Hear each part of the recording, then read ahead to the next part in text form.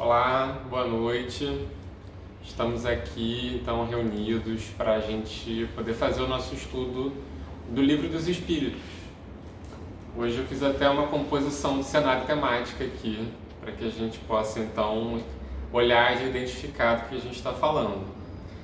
Vou abrir o estudo com uma leitura de uma página do livro Vida Feliz, da Joana de Ângeles. E a página diz o seguinte: concede ao teu próximo os mesmos direitos e favores que esperas receber dele. O egoísmo é doença que envenena a alma. O amigo ao teu lado anela pelos espaços para viver, conforme ocorre contigo. Lembra-te de não lhe interditar a oportunidade.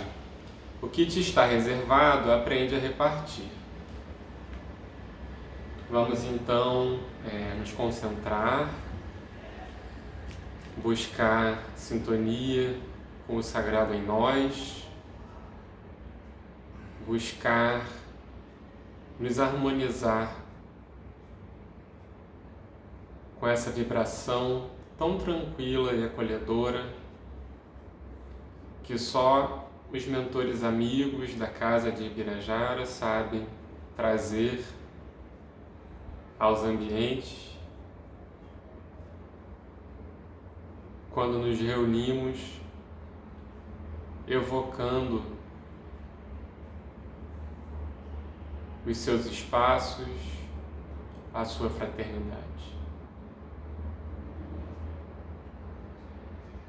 Pedindo então proteção, orientação aos mentores amigos. Iniciamos o nosso estudo na noite de hoje. Que assim seja, graças a Deus.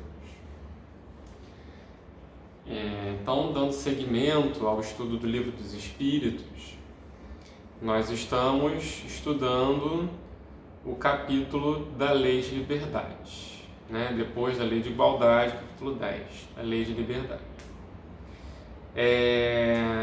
Eu gosto sempre de fazer uma reflexão sobre a distinção entre uma lei moral, de acordo com a revelação espírita, de acordo com a doutrina espírita, com a lei humana, lei dos homens. Houve um período histórico na humanidade em que havia uma certa confusão entre o que seria uma lei divina e a lei humana. Esse tipo de corrente jurídica, filosófica, foi chamada de justnaturalismo, direito natural. E dentro desse conceito de direito natural, abriu-se espaço para um certo arbítrio daqueles que estavam em cargos de poder, porque se a pessoa que dizia o que era a lei, o que era o direito, era um inspirado por Deus, obviamente que ela concentrava um poder imenso nas suas mãos.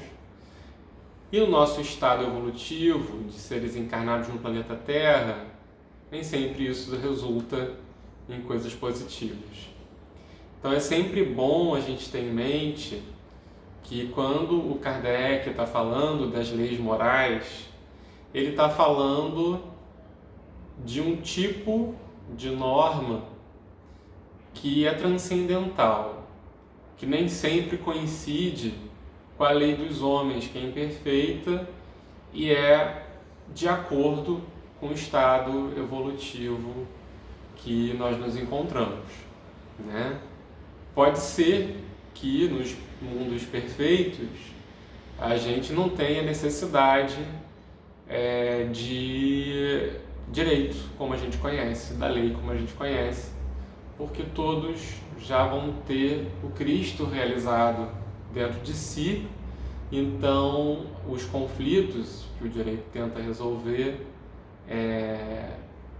vão ser dos mais banais, não sem necessidade não tem necessidade de um poder coercitivo, né, como a gente está acostumado em relação ao direito terreno. Então, Kardec, aqui no Livro dos Espíritos, ele alça a categoria de lei moral à liberdade. Esse valor tão rico e tão custoso para a humanidade, né? Quantos crimes já não se perpetraram em nome da liberdade? E é curioso que a lei anterior a que o Kardec se debruça é justamente a lei de igualdade. E a igualdade e a liberdade é dos valores, são dois dos valores que a Revolução Francesa preconizou, né? Igualdade, liberdade e fraternidade. Então, o Kardec, fruto também, né, do seu tempo, alçou a liberdade a um valor fundamental da doutrina espírita, né? De fato, não há como repelir uma decisão como essa, né? Fere ao bom senso excluir a liberdade de uma lei moral, da vontade de Deus, né? Então, a parte que nos coube analisar nessa noite, dentro da lei de liberdade, é o item que fala sobre o livre-arbítrio. E são as perguntas 843 a 850. Então, né, dando seguimento aqui ao estudo anterior de liberdade de pensar e liberdade de consciência, o Kardec agora vai indagar os espíritos sobre a liberdade de agir, né? O livre-arbítrio nada mais é do que isso, a liberdade de agir. Então, a primeira pergunta desse item é: tem o homem o livre-arbítrio de seus atos? Arbítrio tem a ver, é uma palavra que tem a ver com decisão. Tem o homem, então, a liberdade de decidir sobre os seus atos? Essa é a pergunta que Kardec faz. Os espíritos respondem: pois que tem a liberdade de pensar, tem igualmente a de obrar. Sem o livre-arbítrio, o homem seria uma máquina, né? O homem seria basicamente um instrumento mecânico que desempenharia suas funções com base nas leis de ação e reação, causa e efeito, papum, sem uma decisão, sem um elemento de vontade. Pergunta 844. Do livre-arbítrio goza o homem desde o seu nascimento? Resposta dos espíritos: há liberdade de agir desde que haja vontade de fazê-lo. Nas primeiras fases da vida, quase nula é a liberdade, que se desenvolve e muda de objeto com o desenvolvimento das faculdades. Estando seus pensamentos em concordância com o que a sua idade reclama, a criança aplica o seu livre-arbítrio àquilo que lhe é necessário. É uma análise muito de acordo com o que a psicologia, a pedagogia modernas, né, desenvolvem.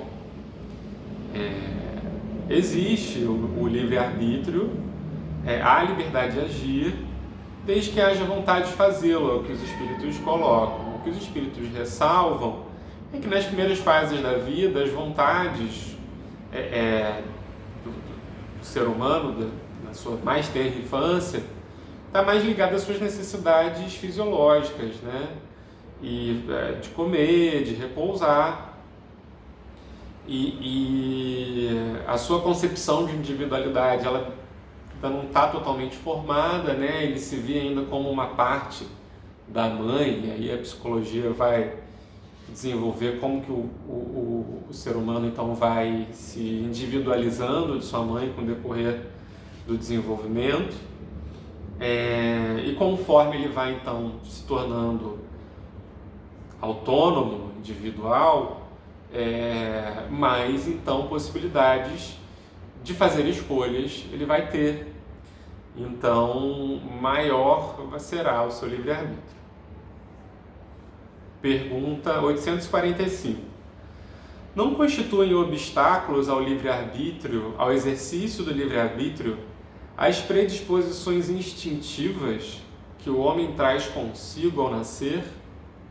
Kardec então está fazendo aqui uma contraposição entre um instinto e o livre-arbítrio, como se o instinto tivesse algum poder de interferir no livre-arbítrio de forma a constituir algum obstáculo ou alguma coisa assim. Lembrando que lá no começo do Livro dos Espíritos, na parte em que ele começa a falar de... não lembro se é bem no começo, acho que é. Ele fala do instinto. Bom, em algum momento aqui do Livro dos Espíritos ele vai falar do instinto e ele classifica o instinto como uma espécie de inteligência primitiva, um primórdio de uma inteligência, né? Como os animais. Os animais, a gente não pode dizer que os animais não tenham uma inteligência, muito embora, do ponto de vista científico, seja meio que isso que se alegue. Mas não tem como a gente negar que existe um certo tipo de inteligência, né? Certo tipo de livre-arbítrio, ainda que seminal, né? Ainda que embrionário. Então o que ele está querendo dizer aqui é que se essas predisposições instintivas elas interferem de alguma forma no livre-arbítrio. Ele coloca assim, os espíritos colocam assim: as predisposições instintivas são as do espírito antes de encarnar. Conforme seja este mais ou menos adiantado, elas podem arrastá-lo a práticas de ato repreensíveis, no que está secundado pelos espíritos que simpatizam com essas disposições. Não há, porém, arrastamento irresistível, uma vez que se tem a vontade de resistir. Lembrai-vos de que querer é poder. Tem um jogo de palavras aqui que quer dizer muita coisa, né? Basicamente, Kardec está perguntando se esse negócio de que a carne é fraca é verdadeiro, entendeu? Se você está ali numa situação de alguma tentação que te apela aos seus instintos e você, às vezes, não consegue resistir a essa tentação. É mais ou menos isso que ele está colocando aqui. E aí os espíritos chamam a atenção de que essas predisposições instintivas, na realidade, elas têm a ver com a evolução espiritual de cada um, né? Conforme mais moralmente adiantado a gente for, menos apelo dos instintos ou desse tipo de predisposição a gente vai sentir.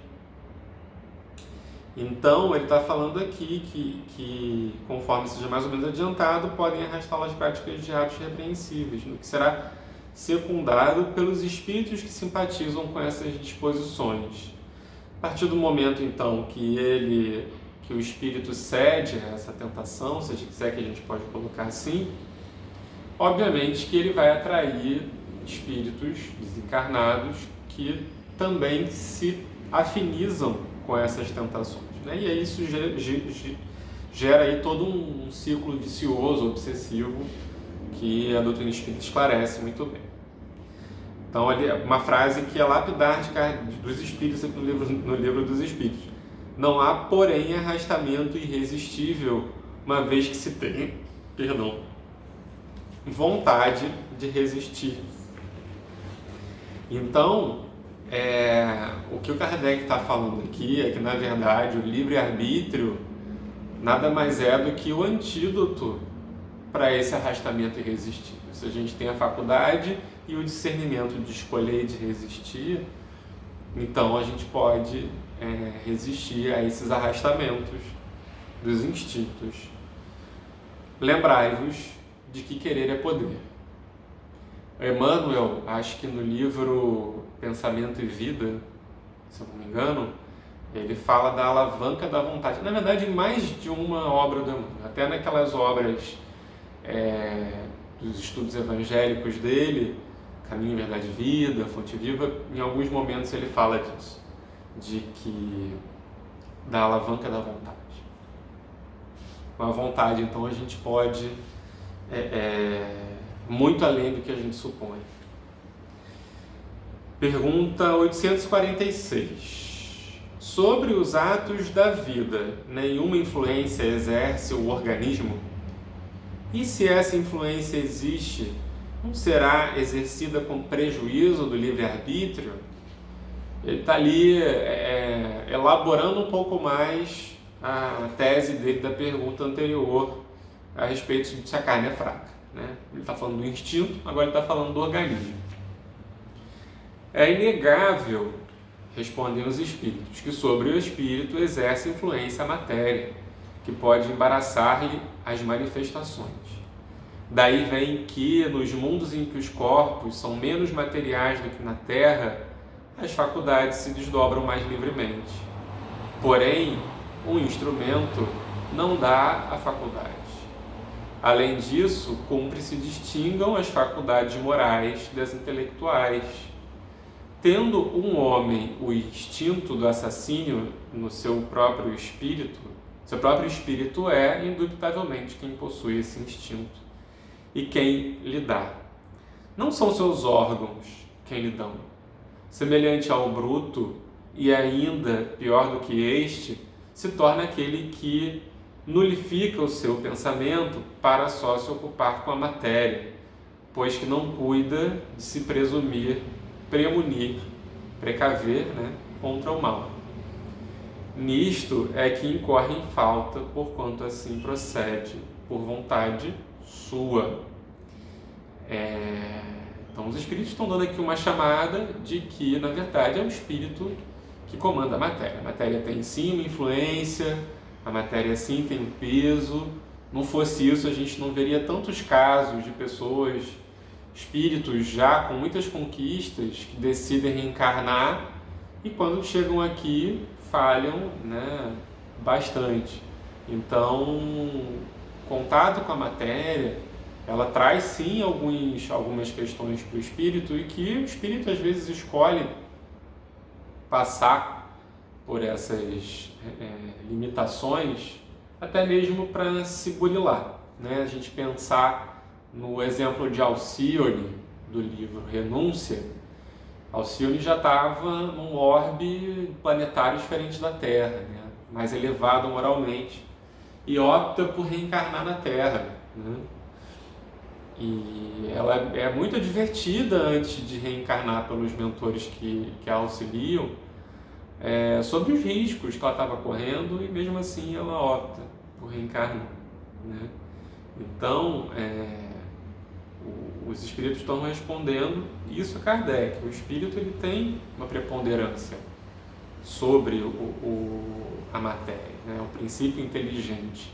Essa centelha divina, a vontade, nada mais é do que uma manifestação divina que a gente tem dentro da gente. É óbvio que a gente pode malbaratar essa vontade de inúmeras formas, mas o seu potencial é de alcançar os mais elevados patamares morais, a perfeição moral. Pergunta 847. A aberração das faculdades tira ao homem o livre-arbítrio? O que é a aberração das faculdades? Ele está colocando aqui, de acordo com o vocabulário que possuía na época, questões da alienação mental, ainda naquela época ainda muito pouco estudadas e entendidas, muito ainda carregadas de preconceitos e de lugares comuns que depois a ciência foi desmistificando e colocando num lugar mais digno, né?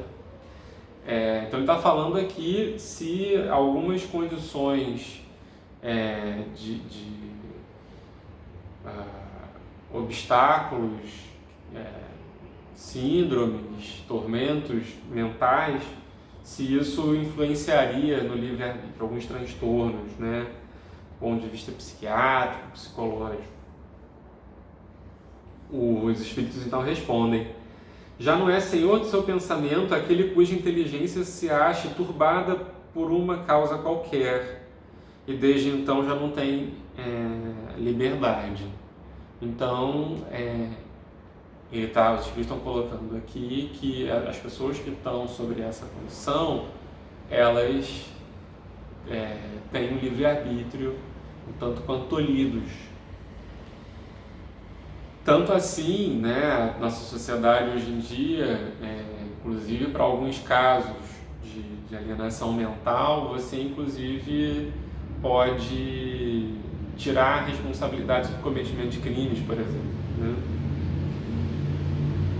Essa aberração constitui muitas vezes uma punição para o espírito que porventura tenha sido numa existência fútil e orgulhoso, ou tenha feito mau uso de suas faculdades. Pode esse espírito, em tal caso, renascer no corpo de um idiota, né? E é um termo pejorativo e com uma certa carga de preconceito, mas que naquele período significava pessoas com limitações no desenvolvimento psíquico. Como o déspota pode reencarnar no corpo de um escravo e o mal rico no corpo de um mendigo. O espírito, porém, sofre por efeito desse constrangimento, de que tem perfeita consciência. Está aí a ação da matéria. Ele está falando aqui nada mais, nada menos do que do conceito de expiação. Existe o conceito de prova e o conceito de expiação. Provas são os desafios comuns da vida cotidiana que a gente precisa vencer e que a gente tem como administrar, digamos assim. A expiação não. A expiação, ela é um dado, ela é algo inescapável, né? A pessoa nasceu com uma deficiência bioquímica no cérebro que impede que ela faça certas cognições, certos processos mentais. Então, por isso ela está limitada no seu livre-arbítrio. Então, o que ele traz aqui é que há uma explicação de que essa limitação, na verdade, ela é efeito de uma infração das leis morais no passado dessa pessoa. E essa expiação é um instrumento para ela se redimir, né? Pergunta 848. Servirá de escusa aos atos reprováveis o ser devida à embriaguez, à aberração das faculdades intelectuais? Ele está perguntando aqui se a pessoa pode se desculpar por praticar alguns atos reprováveis pelo fato de ela estar embriagada.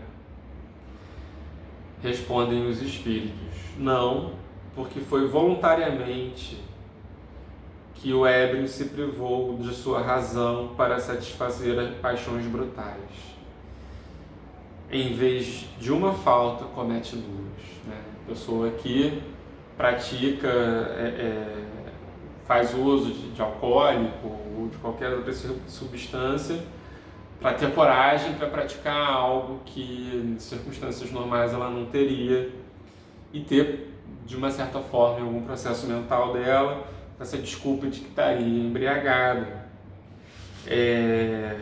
Então os espíritos estão falando aqui, na verdade, não, que essa pessoa, ela, na verdade, ela errou duas vezes, né? Ao se embriagar para praticar esse ato. No nosso Código Penal existe a figura da embriaguez pré-ordenada, que é uma agravante do cometimento de um crime. Se a pessoa se embriagou para poder praticar um crime, isso é uma agravante pena para ela, segundo o nosso Código Penal brasileiro. Pergunta 849. Qual a faculdade predominante no homem em estado de selvageria? O instinto ou o livre-arbítrio? Só um pequeno parênteses, essa noção de estado de selvageria, né? É uma noção muito própria desse período do século XIX que Kardec está falando. É um estado de natureza, é um estado pré-social. Hoje em dia, as ciências sociais, elas evitam esse tipo de conceito porque dificilmente é um conceito verificável empiricamente. Então, hoje em dia, as ciências sociais, elas entendem que essa ideia de um estado pré-social, de selvageria, um estado de natureza, seria como que um pressuposto que tornou possível construir alguns conceitos do nosso mundo moderno, como Estado de Direito, como leis, né? A organização do Estado, do poder político, desde que, se a gente for recuperar os pensadores, né? Thomas Hobbes, as pessoas todas que pensaram, né, em mecanismos de poder político, eles vão lançar mão desses conceitos. O homem é o lobo do homem, se a gente não tiver o direito ao Estado para tutelar, vai virar uma anarquia, né? E a gente sabe que, de uma certa forma, se a gente for analisar antropologicamente falando, esse Estado, na verdade, ele se existiu num período em que a gente nem era humano, né? Então,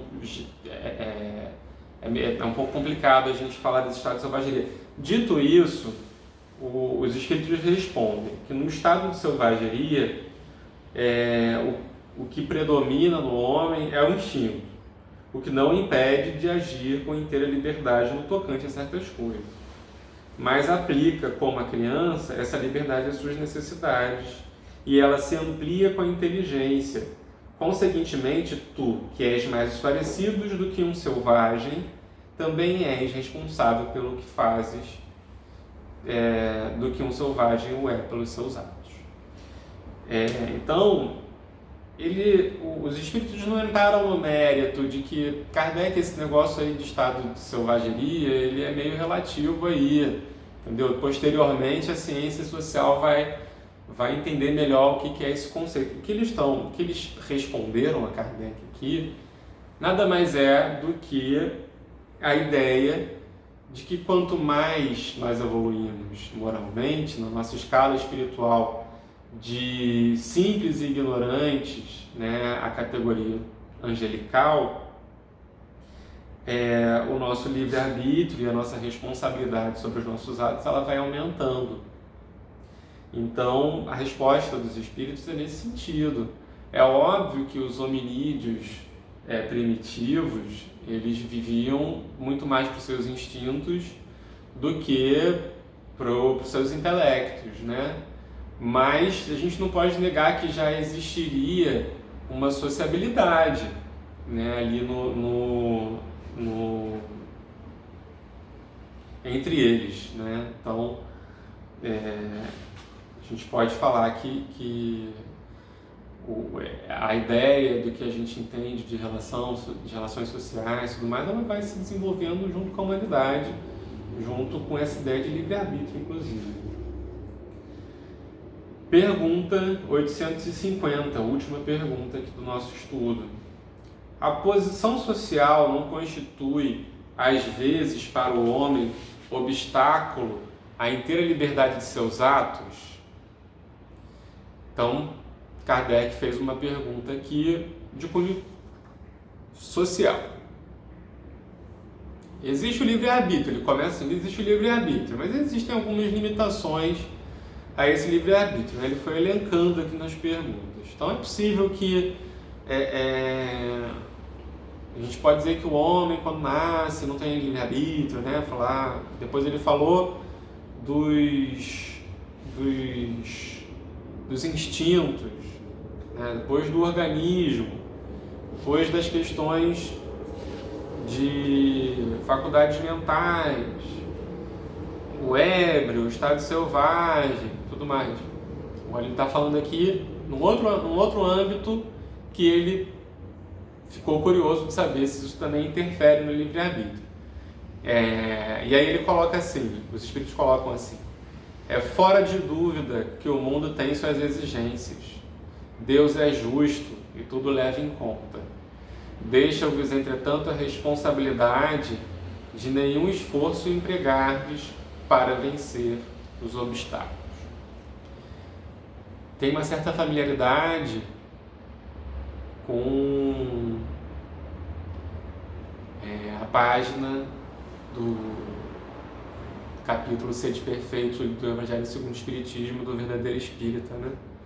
Reconhece-se o verdadeiro espírita pelo esforço que faz para superar as suas más inclinações.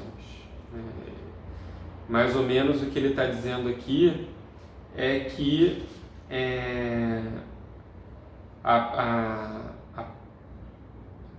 o contexto social em que a pessoa vive tem muitas vezes a faculdade de limitar esse livre-arbítrio dela, né? A gente pensar naquele conceito da pirâmide de Maslow, né?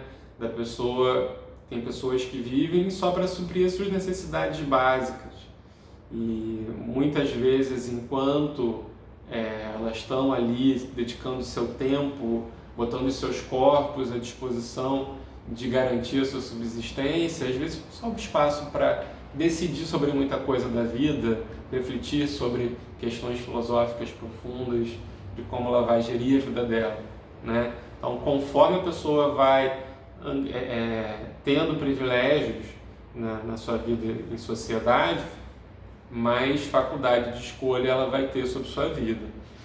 E então os Espíritos colocam que Deus é justo e leva tudo isso em conta no momento em que Deus cuida da evolução espiritual desse espírito, deixa, entretanto, a responsabilidade de nenhum esforço empregar-te para vencer os obstáculos, né? Se você tem todos os privilégios, todo acesso à informação, a estudo, a conhecimento, mas mesmo assim opta por condutas que vão trazer o mal, trazer o atraso, você é mais responsável do que aquele que nasceu numa situação mais adversa e opta, às vezes, por escolhas equivocadas, premido por necessidades que, às vezes, a gente que olha do ponto de vista do privilégio não tem como avaliar, né? Então, são essas reflexões que eu gostaria de trazer para a noite de hoje. Agradeço muito a atenção de vocês, espero que tenha sido tão proveitoso para vocês quanto foi para mim relembrar essas passagens do Livro dos Espíritos e que a gente então possa pensar sobre o nosso livre-arbítrio, como a gente está conduzindo a nossa existência e fazendo as nossas escolhas. Tá bom? Muito obrigado, amo vocês, estou morrendo de saudade das nossas reuniões presenciais. Se Deus quiser, em breve a gente vai conseguir estar todo mundo junto. Um beijo grande, fiquem com Deus.